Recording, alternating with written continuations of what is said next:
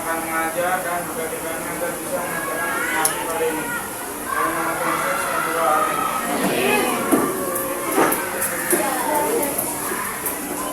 Siap. Berdiri.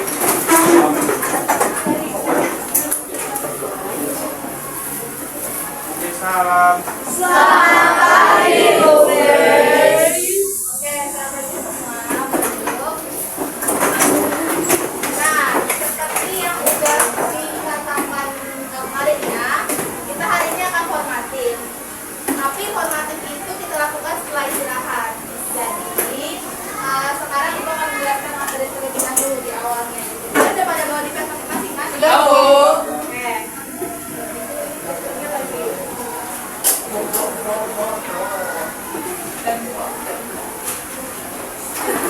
Agenda kita hari ini dibagi menjadi 3. Yang pertama seperti biasa dari berdoa. Terus juga Ibu akan membacakan agenda hari ini serta tujuan pembelajarannya. Lalu dalam mengembangkan materi, nanti kita akan mereview materi minggu lalu. Terus juga akan Ibu jelaskan materi serta formatif. Dan di akhir pembelajaran, kita akan memberikan kesimpulan. Ibu akan minta kalian menyimpulkan materi hari ini. Serta nanti akan ada pekerjaan rumah dan doa penutup. Oke, tujuan pembelajaran hari ini ada 3. Yang pertama, dari segi kognitifnya, kalian mampu untuk menganalisis diri apakah kalian sudah mengikuti keadaan Yesus atau belum gitu. Jadi ini akan dilaksanakan melalui formatif yang akan kita lakukan pada istirahat nanti. Terus yang kedua itu adalah melalui refleksi itu kira-kira kalian sudah menyadari belum ya kalau kalian itu sebenarnya masih memiliki kekurangan dalam mengikuti teladan Yesus. Nah, dalam psikomotoriknya kalian akan mengembangkan kira-kira saat saya tahu nih misalkan, oh iya saya masih memiliki kekurangan dalam mengikuti teladan Yesus. Apa ya contoh konkret yang akan saya lakukan di depannya? Terus akan kalian tuliskan dalam sebuah mind mapping yang akan kalian kerjakan nanti. Jadi tujuan pembelajaran hari ini seperti itu. Paham? Paham? Paham. Nah,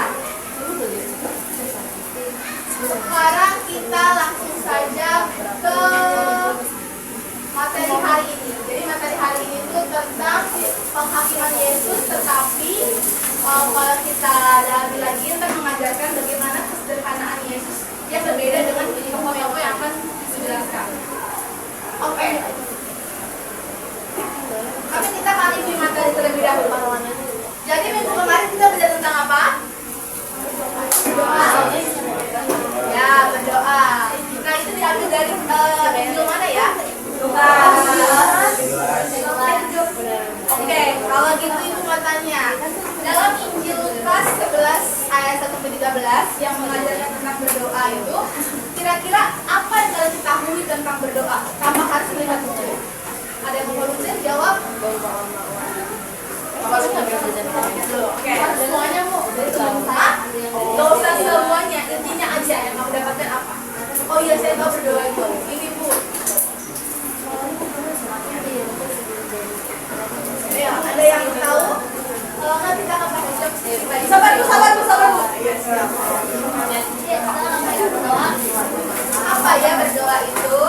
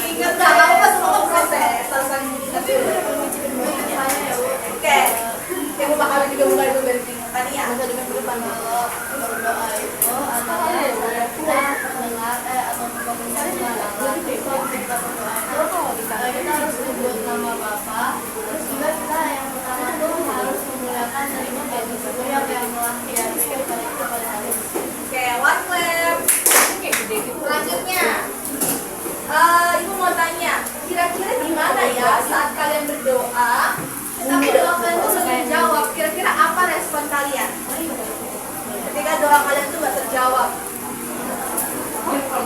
Iya, masing-masing. Ini masing-masing. Iya, pribadi aja. Ya, gimana ya respon kalian ketika saya udah doain nih Bu bertahun-tahun, tapi doa saya nggak terwujud. Apa yang kalian rasakan? Responnya Bu? Ya.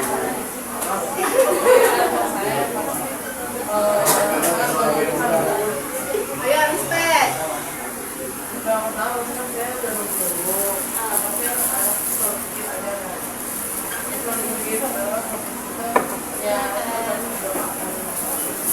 Meskipun belum terjawab, tapi kamu mendoakan yang setia. Oke, mendengar lab. Selanjutnya.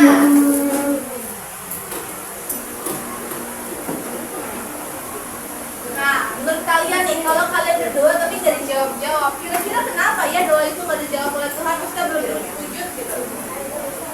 Ibu mau dengar suaranya? Jadi tahu nggak? Alicia. Elis. Masuk ya. Jemima. Ya jadi Gak masuk Bu. Gak masuk. Jemima yang mana Bu? Pokoknya dari sini. Jemima yang mana Bu? Oh, dia katanya Jemima daerah sini ya? Gak masuk. Ini Jemima. Ih, gak mungkin lah. Oke, gak masuk ya, beneran kan? Masuk.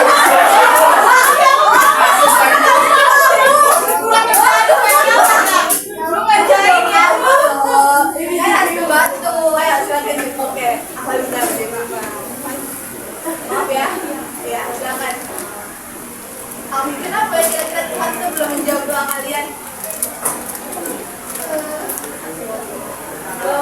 Belum waktunya Bu. Oh, belum waktunya. Oke, white lab. Nih, ini yang paling dasar banget nih, itu yang kemarin paling terakhir ibu jelasin. Tadi sudah terjawab menurut kalian sih salah satu orang. Tapi ibu mau dengar suaranya. Siapa ya? Tripena. Ya. Tripena. Apa dua hal penting yang kamu pelajari tentang berdoa? Kan itu ada di akhir pembelajaran. Pertama, memuliakan Tuhan dan ya benar, what lab. Jadi benar ya dari semua yang telah teman-teman kalian katakan bahwa ketika kita kemarin sudah belajar tentang pelajaran itu dalam hal apa? Ya, dalam hal berdoa, kita bisa mengetahui bahwa doa itu adalah sebentuk pengakuan iman kita kepada Allah. Iman terdiri dari apa saja?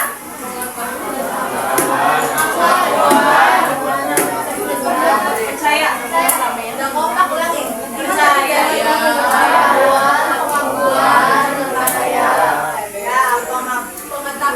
Pengakuan dan percaya. Oke. Nah, doa itu juga memiliki dua hal penting. Kalau di bagian kemarin itu tentang bagaimana kita fokus untuk memuliakan Allah dan juga kita menyebut Bapa dalam doa kita. Kenapa kita harus menyebut Bapa dalam doa kita? Itu menggambarkan sebuah relasi adanya hubungan antara anak dan juga Bapa yang sedang hidup. Dan melalui panggilan kita kepada Bapa juga, itu artinya Bapa kita itu sanggup untuk memenuhi setiap kebutuhan kita. Jadi, oke, baca bareng-bareng 1, 2, 3. Berdoa dengan tekun berarti saya mempercayai Tuhan untuk menjawab doa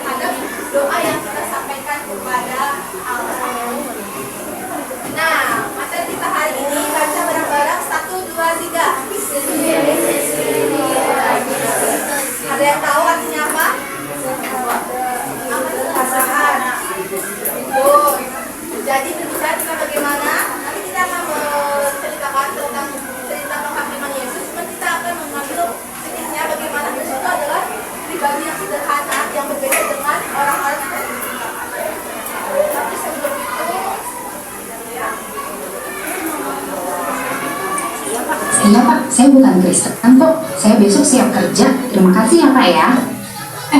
Lu tadi bilang apa? Kok lu bilang lu bukan Kristen? Hah? Oh halah, itu mah cuma di mulut aja. Yang penting udah kerjaan. Hanya demi kerjaan lu nyangkal Tuhan? Gak nyangkal Tuhan, hati gue tuh tetap buat Tuhan, hidup gue juga buat Tuhan. Buat Tuhan gimana? Ngaku Kristen aja lu gak mau. Gue punya cara gue sendiri. Lagian kan Tuhan lihat hati, dia lihat kok kalau hati gue buat dia. Sekarang gini, kalau misalnya pacar lu nih ya, depan cewek lain dia bilangnya belum punya pacar. Terus pas lu tanya dia cuma bilang, itu di mulut aja kok, hatiku tetap untukmu sayang. Mau lu digituin? Ya enggak sih. Nah makanya, pacaran aja ada aturannya kan?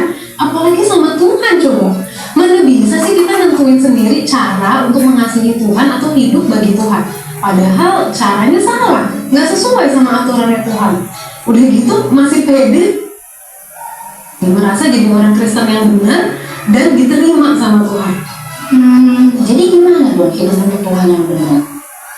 Oke, apa yang kalian dapatkan inti dari video itu? Kenapa?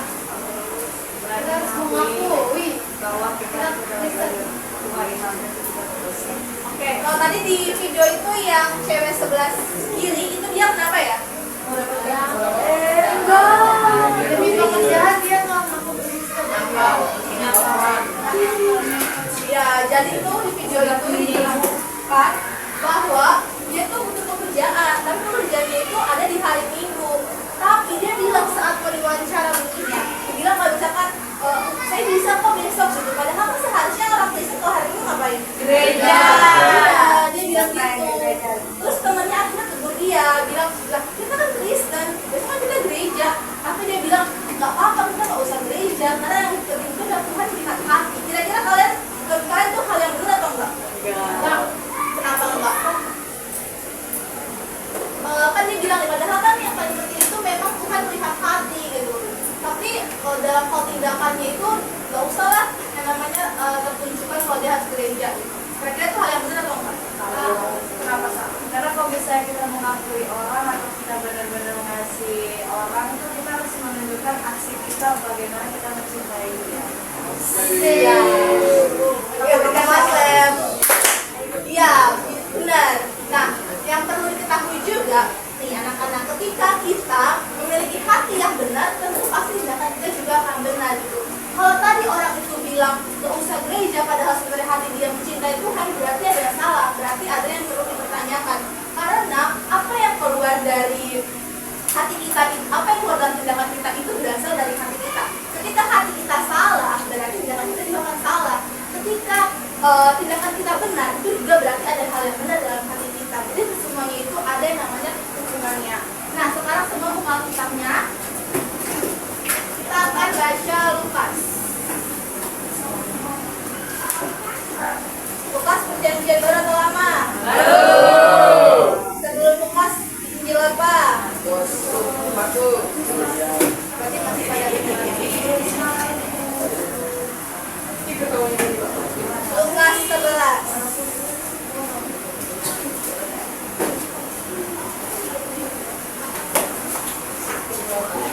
Lukas 11 ayat 37 sampai 54. Apakah kalian sudah dapat? Sudah, Bu. Oke, kita akan baca bergantian. Ibu akan baca 37, karena akan 38. Jadi sebelum dimulai dari ibu. Sudah dapat semua? Diperhatikan ya. Ada yang nggak bawa kitab? Good, bawa semua. Oke, kita mulai. Yesus mengecam orang-orang Farisi dan ahli-ahli Taurat. Ketika Yesus selesai mengajar, seorang Farisi mengundang dia untuk makan di rumahnya. Maka masuklah ia ke rumah orang itu, lalu duduk makan. Orang Farisi itu melihat hal itu dan ia heran, karena Yesus tidak mencuci tangannya sebelum makan. Tetapi Tuhan berkata kepadanya, kamu orang-orang Farisi, kamu membersihkan bagian luar dari cawan dan pinggan, tetapi bagian dalammu penuh rampasan dan kejahatan. Hai orang-orang bodoh, bukankah dia yang menjadikan bagian luar, dia juga yang menjadikan bagian dalam. Akan tetapi berikanlah isinya bagimu. Tetapi celakalah kamu, hai orang Farisi, sebab kamu membayar kesepuluhan dari saksi, ibu dan segala jenis sayuran. Tetapi kamu mengabaikan keadilan dan kasih Allah. Yang satu harus dilakukan dan yang lain jangan diabaikan. Celakalah kamu, hai orang-orang Farisi, sebab kamu suka duduk di tempat-tempat terdepan di rumah ibadat dan suka menerima penghormatan di pasar. Celakalah kamu, sebab kamu sama seperti kubur yang tidak memakai tanda. Orang-orang yang berjalan di atasnya tidak mengetahuinya. Seorang dari antara ahli-ahli Taurat itu menjawab dan berkata kepadanya, Guru, dengan berkata demikian, engkau menghina kami juga. Tetapi ia menjawab, celakalah kamu juga, hai ahli-ahli Taurat, sebab kamu meletakkan beban-beban yang sakit itu pada orang, tetapi kamu sendiri tidak menyentuh beban itu dengan sakit jari. Celakalah kamu, sebab kamu membangun makam nabi-nabi, tetapi nenek moyangmu telah membunuh mereka. Dengan demikian kamu mengaku bahwa kamu membenarkan perbuatan-perbuatan nenek moyangmu, sebab mereka telah membunuh nabi-nabi itu dan kamu membangun makamnya. Sebab itu hikmat Allah berkata, Aku akan mengutus kepada mereka nabi-nabi dan rasul-rasul, dan separuh dari antara nabi-nabi dan rasul-rasul itu akan mereka bunuh dan mereka aniaya. Supaya dari angkatan ini dituntut darah semua nabi yang telah tertumpah sejak dunia didirikan. Mulai dari darah Habel sampai kepada darah Zakaria yang telah dibunuh di antara Mesbah dan rumah Allah. Bahkan aku berkata kepadamu, semuanya itu akan dituntut dari angkatan ini. Celakalah kamu, hai ahli-ahli Taurat, sebab kamu telah mengambil kunci pengetahuan. Kamu sendiri tidak masuk ke dalam dan orang yang berusaha untuk masuk ke dalam kamu yang mengalami. Dan setelah Yesus berangkat dari tempat itu, ahli-ahli Taurat dan orang-orang Farisi terus-menerus mengintai dan membanjirinya dengan rupa-rupa soal. Untuk itu mereka berusaha memancingnya supaya mereka dapat menangkapnya berdasarkan sesuatu yang Oke. Nah, sekarang Ibu mau tanya. Tadi kan menceritakan ya tentang bagaimana ada orang Farisi dan juga para ahli Taurat. Nah, apa sih yang kalian ketahui tentang orang Farisi ataupun mungkin para ahli Taurat? Siapakah dia itu?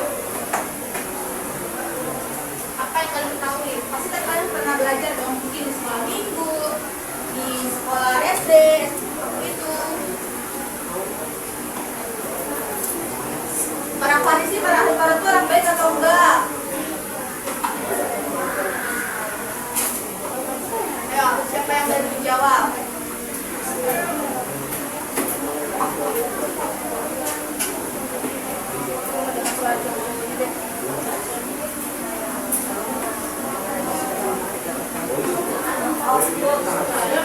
Mungkin orang-orang Farisi atau ahli-ahli Taurat adalah orang-orang yang dia tuh mengakui atau percaya Yesus. Oke, boleh ada lagi yang lain? Yo, mana suara laki-lakinya nih? Perempuannya sangat aktif-aktif loh. Siapa ya? Kenapa namanya perempuan semua ya? Iya tuh. Ian mana Ian? Ya. Apa yang kamu ketahui tentang orang Farisi atau para ahli Taurat? Yo, Ian tahunya tentang mereka apa ya? Aduh, kalian juga yang kalian makan.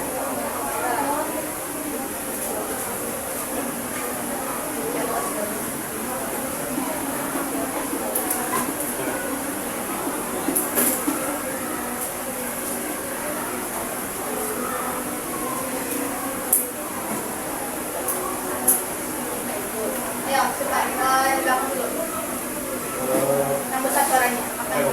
Farisi itu, orang-orang Farisi itu adalah orang-orang yang percaya akan Taurat Musa dan percaya akan adat istiadat nenek moyang tapi nggak percaya. Tuh, yang depan sama. Oke. Oke, berikan mantan semuanya. Nah, benar tadi dikatakan oleh teman-teman kalian. Jadi orang Farisi itu adalah orang yang taat sekali terhadap peraturan-peraturan yang ada. Tapi pada kenyataannya dia itu adalah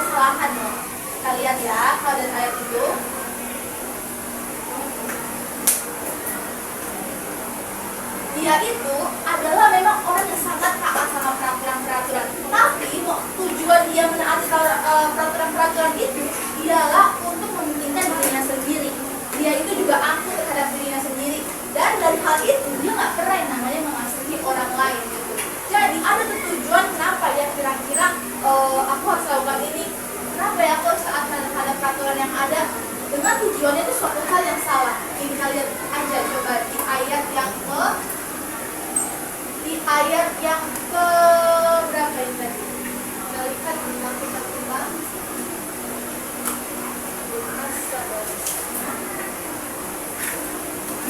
Ayat yang ke-40. Intinya dibilang kalau misalkan mereka itu taat banget terhadap peraturan-peraturan, sehingga kalau kita baca di awal ayat yang ke-37 ini, waktu itu konteksnya adalah ketika Tuhan Yesus sedang selesai melakukan pelayanannya. Kan kalau Injil Lukas itu kan terbagi menjadi 3 bagian. Kalau di awal itu menceritakan tentang bagaimana kelahiran Yohanes, terus juga Tuhan Yesus, terus habis itu bagian tengahnya itu menceritakan tentang bagaimana pelayanan Tuhan Yesus dunia, sehingga pada akhirnya itu bagaimana kematian Tuhan Yesus di bagian terakhir Injil Lukas. Nah, di bagian tengah ini menceritakan tentang bagaimana Tuhan Yesus melakukan banyak pelayanan di dunia. Coba apa aja pelayanannya?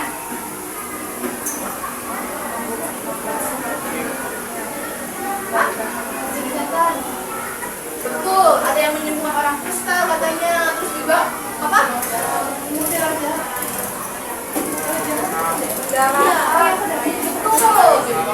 Menyembuhkan wanita yang pendarahan, terus mengusir setan, jahat. Ada lagi? Ia membangkitkan orang mati. Pokoknya banyak banget pelayanan Tuhan Yesus lakukan di dunia. Nah, suatu ketika ia mampir ke rumah orang Farisi gitu kan. Nah, saat ia mampir ke rumah orang Farisi untuk makan bersama, orang Farisi itu melihat bahwa kok Tuhan Yesus saat mau makan kok dia nggak cuci tangan ya. Padahal kan cuci tangan itu sebagai suatu peraturan yang harus dijalani sebelum makan. Bahkan mereka itu punya cara cuci tangan sendiri yang orang Farisi tahu. Contohnya nih ya, buku yang ibu baca jelaskan bahwa orang Farisi punya peraturan dalam cuci tangan. Kalau mereka mau mencuci tangan, mereka itu harus mulai dari ujung jarinya dulu, baru ke pergelangan tangannya gitu. Nah, ketika mereka nggak melakukan hal itu, ada suatu kesalahan yang dianggap langsung sama orang Farisi gitu. Jadi mereka sangat detail banget dengan setiap peraturan yang ada. Makanya ketika mereka lihat kok Tuhan Yesus sebelum makan nggak cuci tangan, terus juga nggak konfirmasi detail apa yang mereka katakan, mereka langsung bilang kalau misalkan itu adalah manusia yang berdosa gitu. Jadi kita melihat suatu hal yang salah yang nggak sesuai dengan peraturan-peraturan yang ada, mereka tuh gampang banget mengincar langsung, oh ini orang berdosa, oh ini suatu hal yang salah gitu.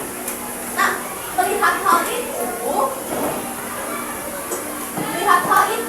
di ayat yang ke-39 Tuhan berkata bahwa kamu orang-orang Farisi, kamu membersihkan bagian luar dari cawan dan pinggan, tetapi bagian dalammu penuh dengan rampasan dan kejahatan. Yang artinya orang Farisi itu detail banget terhadap hal-hal eksternal yang ada di luar dirinya. Tapi pada kenyataannya dia tuh gak sedetail itu memperhatikan apa yang ada dalam dirinya. Contohnya nih ya, kita lihat lagi di sini. Dia itu sering yang namanya memberikan persepuluhan kepada Tuhan, apa yang dia persembahkan kepada Tuhan. Tapi balik lagi, apa yang di dalam mereka, yang ada dalam diri orang Farisi itu nggak ada yang namanya kasih kepada Allah. Dia tuh nggak memiliki namanya kasih kepada Allah dan mengabaikan yang namanya keadilan. Terus nih, kita lihat lagi. Hadis ayat itu juga dijelaskan, hadis menyimpulkan mereka itu orang Farisi suka banget duduk di depan di rumah ibadah, tetapi lagi-lagi motivasinya salah. Tapi lagi-lagi apa yang berada dalam diri itu salah. Motivasinya itu adalah untuk menerima penghormatan. Jadi contohnya gini, ketika misalkan ada nih Tuhan kalian, mereka kalian di gereja, pengen duduk di depan terus. Tujuannya biasanya kalau kita duduk di depan itu tujuan yang baiknya itu kenapa? Kira-kira? Apa? Biar apa? Gak apa-apa dong? Jawab. Gak malu? Biar apa? Kira-kira kalau kita duduk di depan nih? Hah? PPD-nya? Oh, oke. Mau dengar sebelah sini.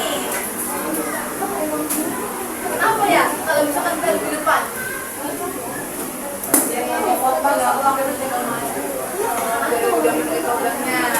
Ya bisa.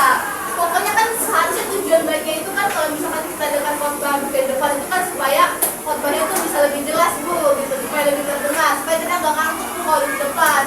Nah itu memang hal yang benar. Tapi berbeda dengan orang Farisi. Orang Farisi itu ketika mereka duduk terdepan di rumah ibadah, motivasinya itu hal yang salah, yaitu ingin mendapat lagi-lagi salah. Jadi apa yang terlihat di depan yang dirasakan baik itu, tapi didasari dengan sebuah motivasi yang ada dalam dirinya suatu hal yang salah. Nah, di situ juga ketika Tuhan udah bilang, udah menasihati orang Farisi, tiba-tiba para ahli Taurat itu bilang gini kepada Tuhan, Tuhan kalau engkau menegur orang Farisi seperti itu, sama saja engkau juga menghina kami Tuhan. Jadi para ahli Taurat itu juga gak terima saat Yesus menegur orang Farisi. Dia bilang kalau Tuhan kayak begitu sama orang Farisi, sama aja dong Tuhan mengkhianati kami juga, Tuhan menghina kami juga gitu. Terus Tuhan bilang, iya memang pada dasarnya dia juga ingin menasehati para ahli Taurat, karena mereka itu sering banget yang namanya meletakkan beban-beban kepada orang lain gitu. Jadi contohnya gini, ketika kalian pernah nggak yang namanya dulu sih waktu zaman di sekolah itu ada istilah kayak joki tugas gitu. Pernah dengar ya atau pernah ikutan? Oh gimana nih? Oh, joki tugas gitu. Pernah dengar tapi nggak pernah melakukan? Ya, gitu. Nah, itu juga bisa digambarkan seperti itu. Jadi orang misalkan anggaplah namanya siapa ya? Sebelum ada di sini. Namanya Kristi. Bukan Kristi, nggak pakai S. Nah, Kristi ini memiliki kesulitan dalam mengerjakan tugas. Dia punya beban kesulitan mengerjakan tugas. Nah, suatu ketika ia bukalah situs online joki tugas itu misalkan. Dia memberikan beban-beban kesulitan dia ini kepada orang lain untuk orang lain mengerjakan, tetapi keuntungannya buat siapa kira-kira? Iya. Pentingnya dong, coba pahami baik-baik. Ketika Kristi punya tugas yang banyak, beban yang banyak, terus dikasih kepada si penjual joki tugas ini, keuntungannya dari siapa? Kenapa dari Kristi? Iya, betul. Jadi dia menggampangkan suatu hal gitu. Dia ngasih aja ke orang. Memang sih pada kenyataannya yang ngerjain joki tugas itu dibayar. Cuman balik lagi, dia memberikan beban dia kepada orang yang joki tugas itu. Tapi ketika udah dibalikan, yang mendapatkan nilai siapa? Kristi. Siapa? Iya, Kristi gitu. Nah, sama juga dengan para ahli Taurat itu sering banget yang namanya memberikan beban-beban mereka kepada orang lain, padahal untuk menguntungkan dirinya sendiri. Iya. Nah, mungkin dulu ya. Kita istirahat, coba lihat hal ini. 3 hal ini aja, 1, 2, dan 3. Terus kalian diskusikan itu nanti sambil istirahat, sambil makan. Lalu ntar pas lagi sebelum formatif akan ibu tanya sebentar terkait pertanyaan ini. Ini lihat dulu pertanyaannya, baru kalian boleh istirahat. Udah hal ini aja yang saya sudah bukan. Ya sih, aku kan apa sih? Biar orang makan. Sudah itu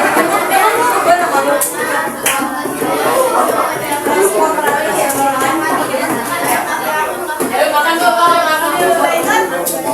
Nggak, sambil ibu kamilin aja nggak apa-apa. Sambil kalian makan, silakan.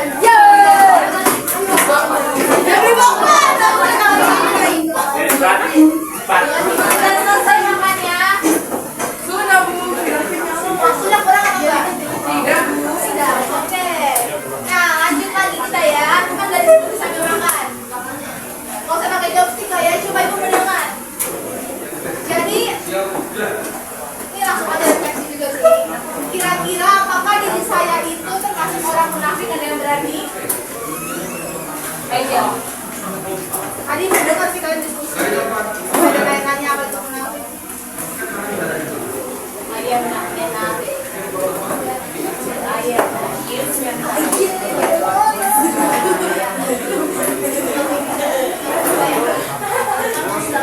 Ayo, yang itu 1, 2, 3, 4. Yang itu apa? Yang mami dia Bu. Yang demi dipuji itu loh. Oke, kalau nggak ada kita terus. Ayo kita. Ayo kan. Oh, Tania ya, ayo.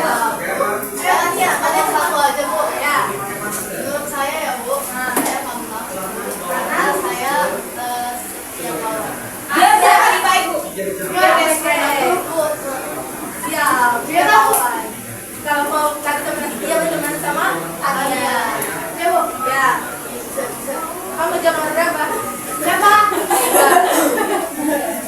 Jadi, kalau misalnya mau kalian sama teman Sama orang tua. oh sama mami. Dan alasannya apa? Alasannya mah? Alasannya ya biar dipuji. Oh, caper banget sih kamu. Kalau kan keterbukaan. Jadi kamu bilang kalau misalkan kamu itu suka cari muka depan orang tua supaya tujuannya biar dipuji. Orang bodoh. Oke. Nomor 4 saja langsung. Ya udah Pak. Jadi saya memikirkan responnya berat senang karena kan diberikan tadi ada yang peduli sama saya. Gitu dong, betul. Beneran ya? Bener. Oke. Iya, jadi kan tadi kita juga bisa lihat ya dari gimana orang Farisi, para ahli Taurat itu kita bisa bilang mereka itu adalah orang munafik gitu. Karena apa yang ada, yang kelihatan mereka lakukan gak sesuai dengan apa yang dalam diri mereka. Nah, ketika Tuhan Yesus memberikan mereka nasihat, respon mereka malah bilang tadi orang para ahli Taurat itu malah bilang kalau misalkan mereka Tuhan Yesus itu menghina para ahli Taurat. Padahal kan Tuhan Yesus hanya menghibur aja gitu. Nah, tadi kalau katanya siapa? Sampai cerita Jemima bilang, ketika kita dinasihati itu kan berarti suatu hal yang baik, berarti orang itu pun memberikan kita. Nah, memang harusnya seperti itu ya, respon kita. Itulah yang benar. Nah, sekarang ibu mau dengar. Tadi kita kan udah bahas cerita tentang orang Farisi sebelum ibu yang menyampaikan insight-nya. Jadi apa hal yang kalian dapatkan melalui pembelajaran transisi Tuhan? Tentang kisah orang Farisi dan para ahli Taurat itu.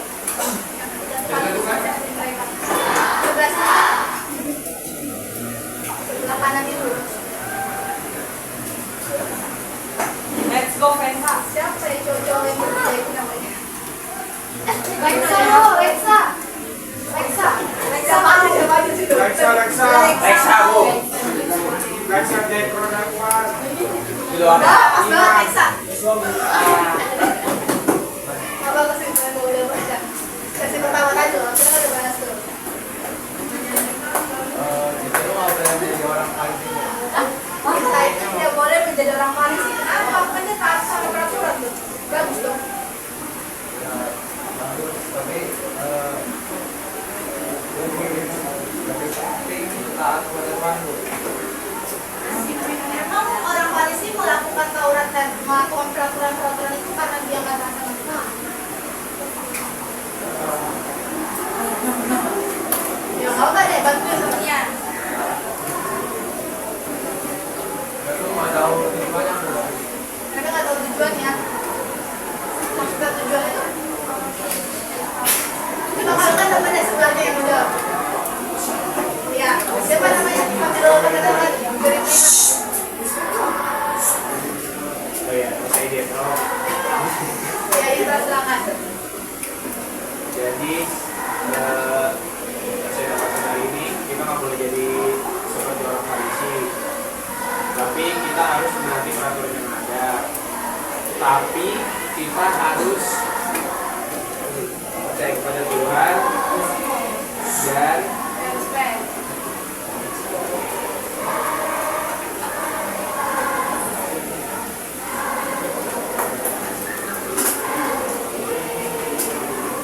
Nah, kita taat sama Tuhan.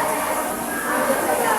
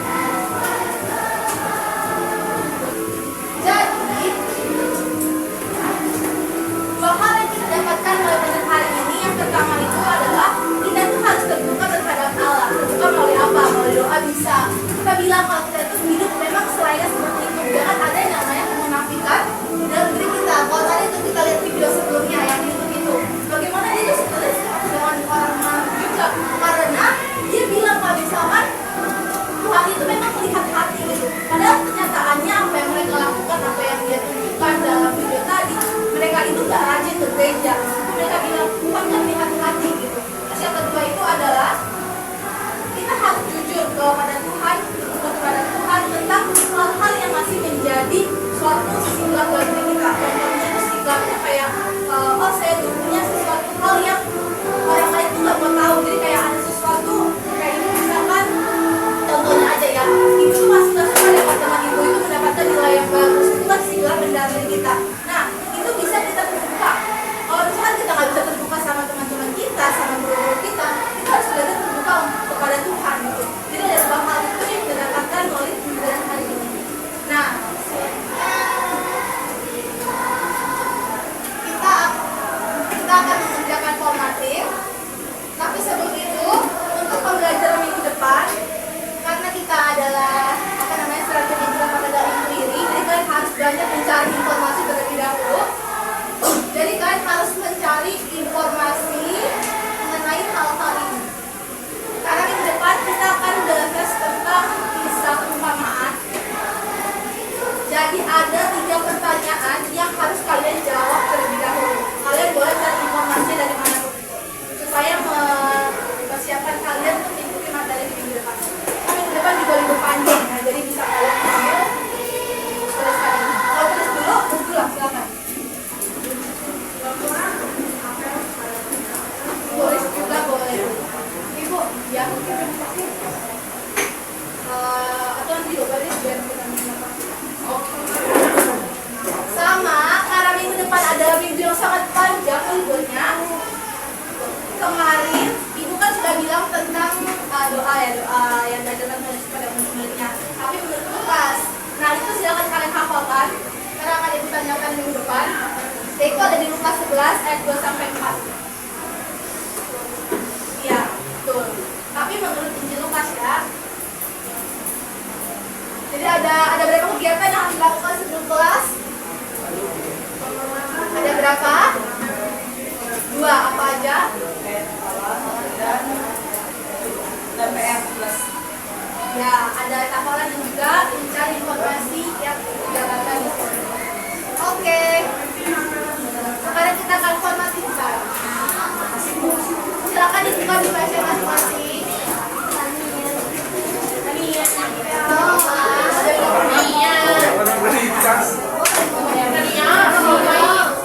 Ya.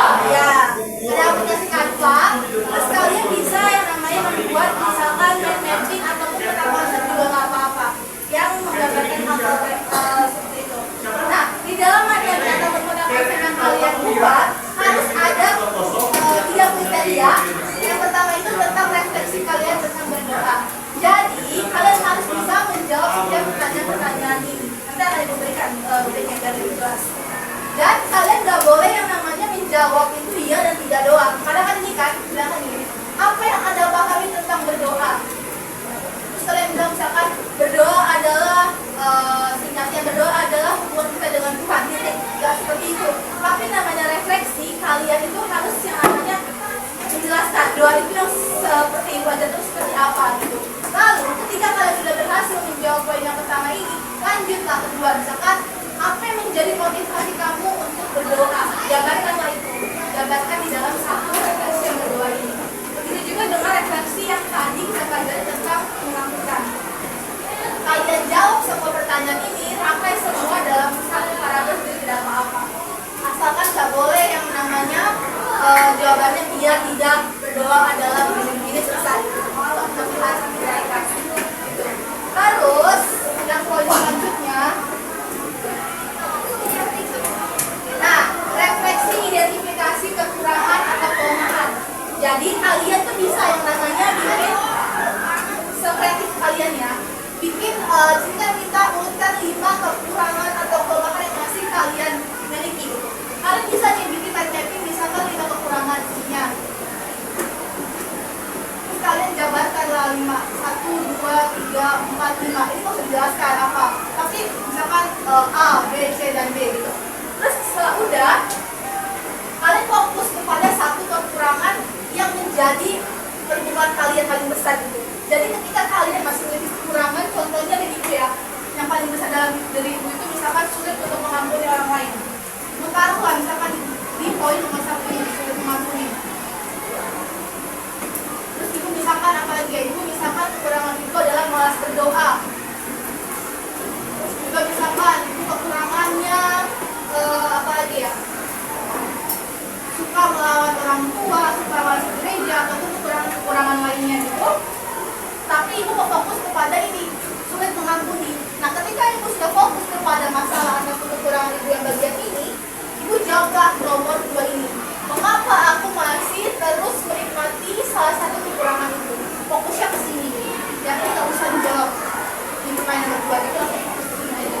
Jadi kenapa ya ibu tuh menikmati banget perasaan ibu yang nggak mau mengampuni orang lain? Terus lanjut lagi lah nomor 3-nya. Apa contoh nyata yang biasanya aku lakukan sebagai bentuk kekurangan itu? Jadi kita fokus ke yang sini. Kira-kira apa contohnya? Contohnya misalkan kalau ibu sulit mengampuni adiknya ibu, berarti ibu itu contohnya ibu nggak mau ketemu adik ibu. Kalau adik ibu minta bantuan sama ibu, misalkan mengerjakan PR, ibu nggak mau bantuin. Jadi ada contoh yang memang terlihat gitu. Nah setelah itu barulah kalian pikirkan lagi, bagaimana ya cara aku memperbaiki kekurangan itu? Bagaimana ya cara ibu untuk memperbaiki perasaan ibu yang nggak bisa mengampuni adik ibu? Tapi contohnya itu nggak boleh hanya singkat, misalkan minta maaf gitu, enggak. Tapi harus ada action yang konkret. Misalnya, ya ibu akan menghampiri adik ibu untuk menawarkan bantuan, untuk memberikan bantuan kepada adik ibu kalau misalkan dia mengalami kesulitan dalam mengerjakan PR. Nah, setelah itu tadi 3 poin tadi yang sudah dijelaskan, ada juga yang namanya poin identitas dan desain. Kenapa ibu masukkan identitas dan desain? Desain kalian tahu lah ya, desain itu harus kayak gimana misalkan? Ya, betul, harus menarik, harus rapi, terus tulisan harus jelas, jangan sampai ada yang berantakan. Tapi penting juga bagian identitas. Karena kemarin saat ibu memeriksa tugas kalian minggu lalu, banyak yang nggak ada identitasnya gitu. Terus juga banyak sekali yang menuliskan identitasnya itu nama tengahnya. Misalkan nama ibu Grace Angelina Kulpop. Ibu tulisnya di format ibu itu Angel. Nggak boleh seperti itu ya, tapi harus lengkap. Ada nama depan, tengah, dan belakangnya. Nama lengkap kalian. Terus katakan juga yang kelasnya. Paham? Ada yang bertanya nggak terkait format ini? Semuanya udah ada aplikasi Canva-nya? Oke. Silakan dibuka, silakan dikerjakan. Judulnya bebas kan?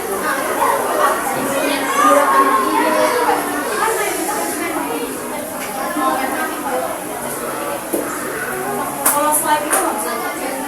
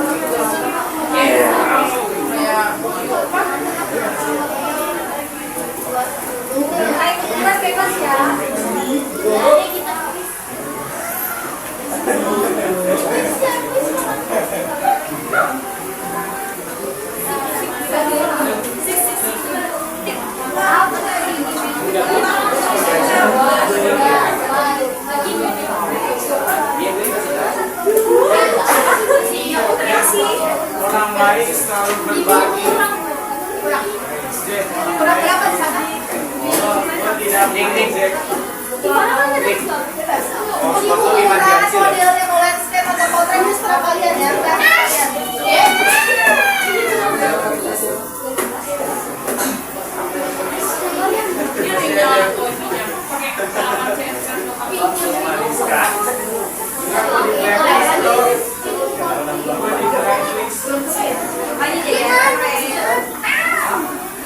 Ada yang mau dapat rubrik?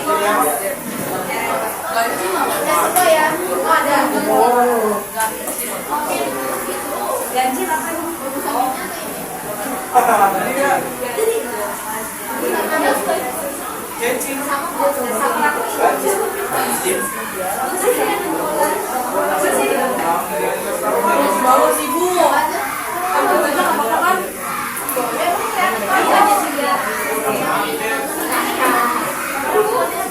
Ingat ya, yang dibuka tempat informasi, bukan yang lainnya. Udah aku buka FM.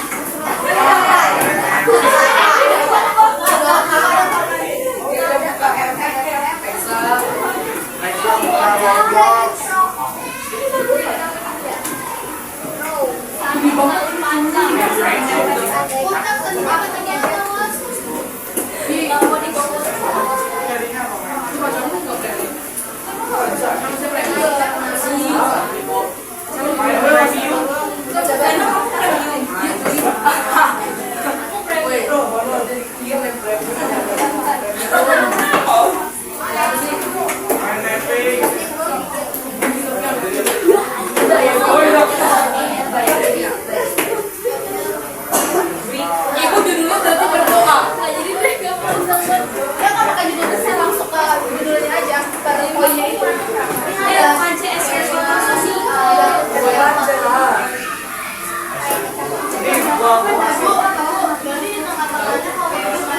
Ini gua kasih. Lu bisa. Sama-sama. Oh, gini aja deh kita sepakati ya. Jadi kalau misalnya kalian bikin mapping, pada bagian tengahnya kan memang kita selalu gini-gini kan? Iya. Ya. Kalian bisa tulis gini. Judulnya adalah refleksiku. Oh, refleksiku. Terus di sini baru kan ada yang berdoa, ada yang main-main, dijelaskan di sini. Ini sudah kita selesaikan aja. Main memang.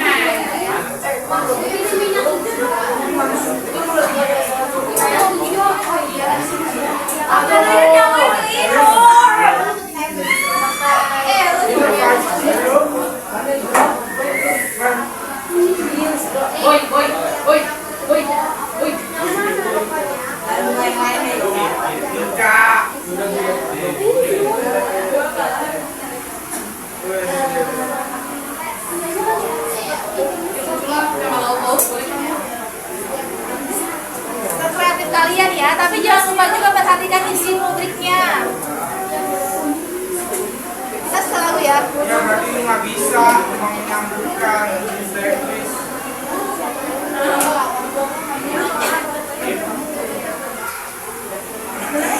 Yang ada laut-lautnya jangan Bisa. ambil ya. Checklist lu. Sama. Aduh, mandi gimana nih?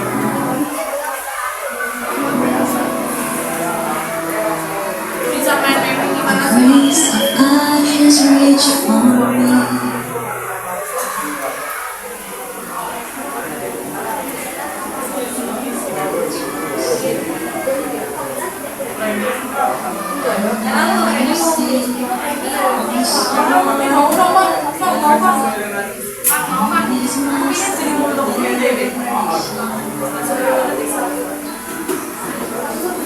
I will not fear when darkness falls.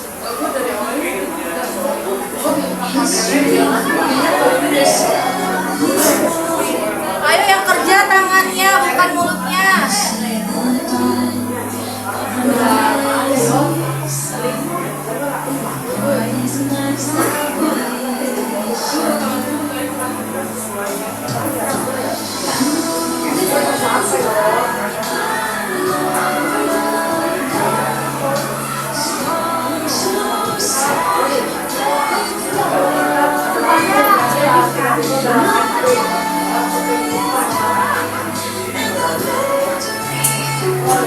ini harus ya sama-sama ya. Nanti kita selesaikan dulu. Coba.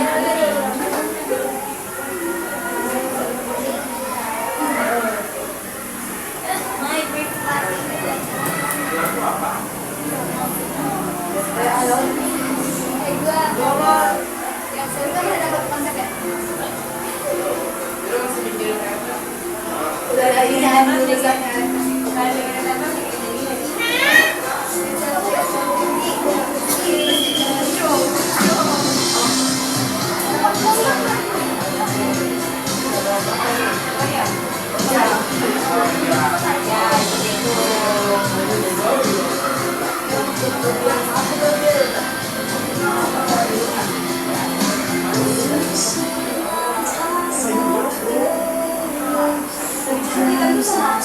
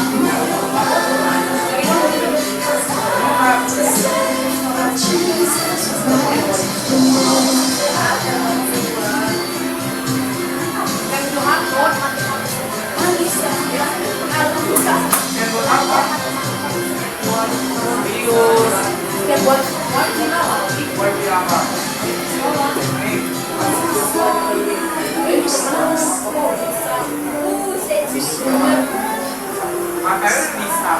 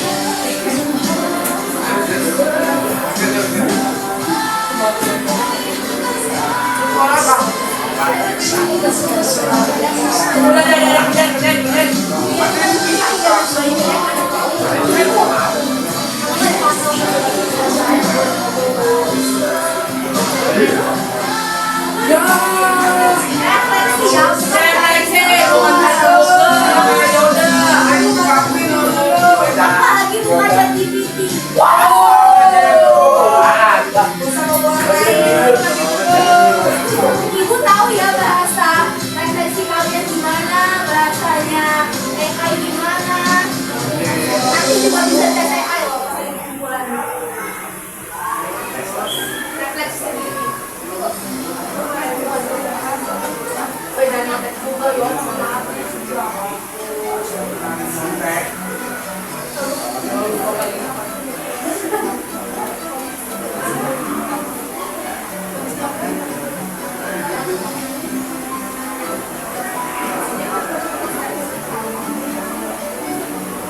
Bagaimana kondisi kamu sama Tuhan? Kayak kamu masih ngobrol apa ya dengan Tuhan? Kamu tidak tahu ya, misalkan kamu bisa berdoa lagi, doa makan Tuhan nggak pernah bu. Wah, ateis. Ingat ya, nggak pakai AI, nggak pakai Google, nggak mencopet juga. Apa?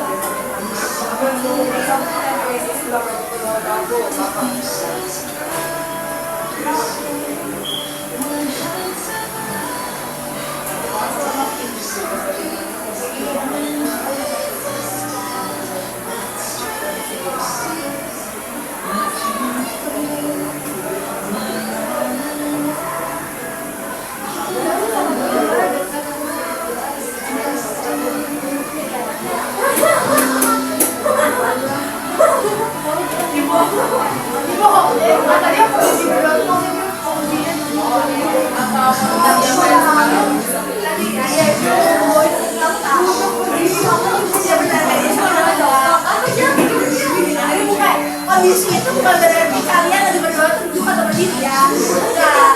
Bagaimana kondisi doa kalian sekarang?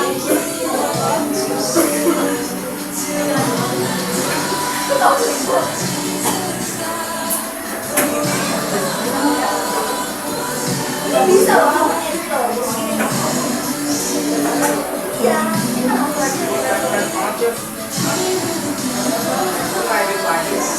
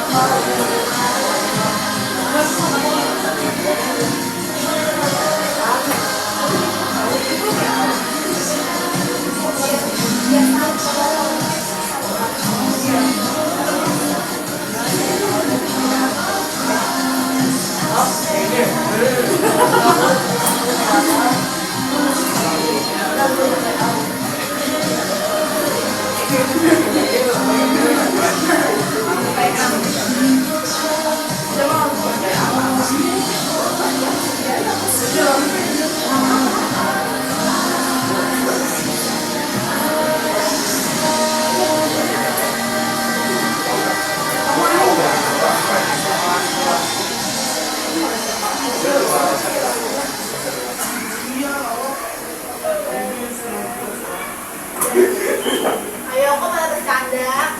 Aduh.